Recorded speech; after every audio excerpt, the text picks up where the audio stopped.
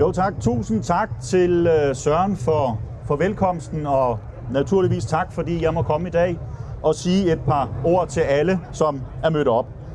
Jeg hedder Jesper Blomberg, jeg er formand for kommunens teknik, klima og miljøudvalg.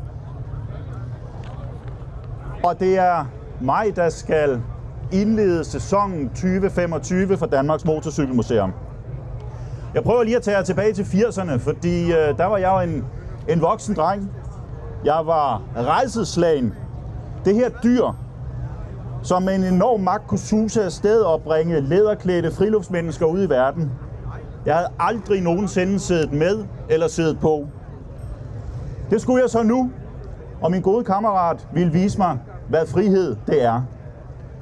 Han sagde til mig, følg med, accepter tyngdekraften, og så gik turen fra Nykøbing mod Marielyst en sommerdag i 1989.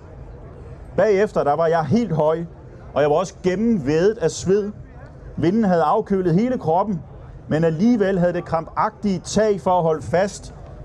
På min første motorcykeltur kostede sved og kræfter.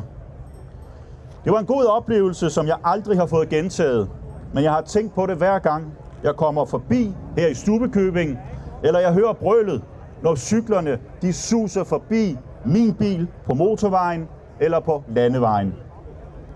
Tusindvis af motorcykelentusiaster, bikere, livsnydere, motortosser og nysgerrige følger med cortegen både fra vejkanten og på motorcyklen.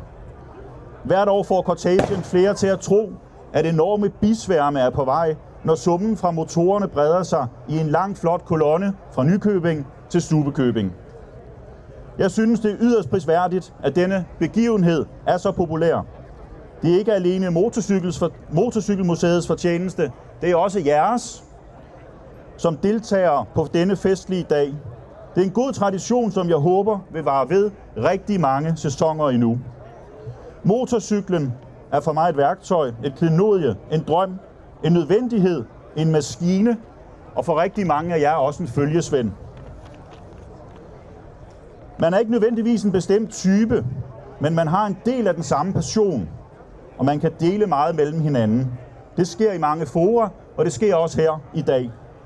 Med Danmarks Motorcykelmuseum gives der mulighed for at dykke ned i motorcyklens historie og opleve udviklingen fra den spæde start til vores moderne samfund.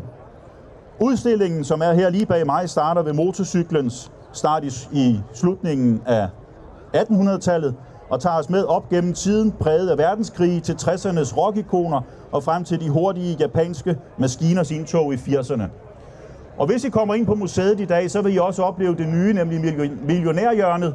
Der har jeg været inde og kigge allerede, og jeg tror, der er nogen af jer, der godt kunne blive betaget af det. Jeg vil bare sige, at formanden han var helt i ekstase, da han skulle forklare mig, hvad det var, der var udstillet. Det er bare dejligt. Museet her, det er en perle i Stubbekøbing, og absolut også i Guldborgsund Kommune.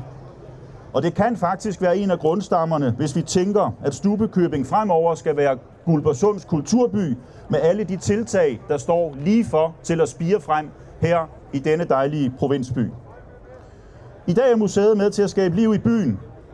Det er overvældende, og resten af sæsonen vil det blive ved med at trække besøgende til byen, som vil skabe liv og et stort tilkøb og interesse for Stubbekøbing.